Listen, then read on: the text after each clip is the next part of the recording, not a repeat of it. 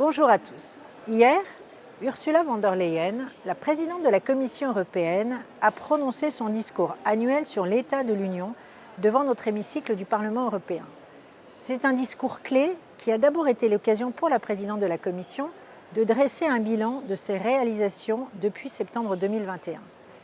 Les actions de l'Union en réponse à l'agression de la Russie contre l'Ukraine et les efforts déployés pour réduire la dépendance de l'Union aux combustibles fossiles russes, mais aussi les mesures mises en place pour renforcer la résilience de l'Union, notamment grâce au plan de relance Next Generation EU et Repower EU. Devant la première dame d'Ukraine, Olena Zelenska, il était important de rappeler que l'Union européenne, consciente qu'il s'agit d'une guerre qui vise également à détruire notre sécurité énergétique, notre économie et surtout nos valeurs, s'est tenue dès le premier jour aux côtés de l'Ukraine et des Ukrainiens. 19 milliards d'euros d'aide financière, en plus de notre appui militaire, ont été fournis à l'Ukraine. Par ailleurs, 100 millions d'euros vont également être alloués à la réhabilitation des écoles ukrainiennes.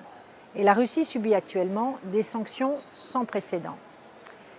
Mais cette guerre a aussi révélé nos faiblesses, comme notre dépendance énergétique.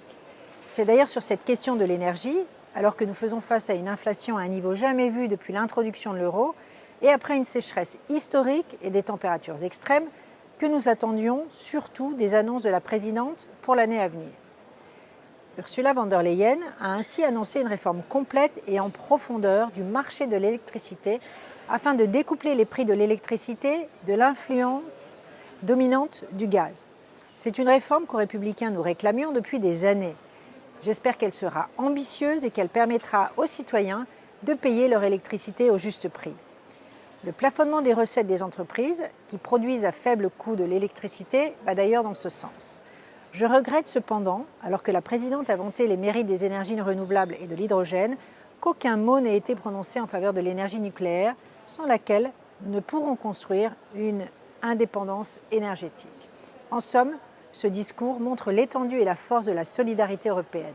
Je crois profondément que le moment que nous vivons permettra de sortir l'Union des naïvetés du passé et qu'entre États européens, nous allons construire et renforcer notre indépendance et notre autonomie stratégique. À bientôt.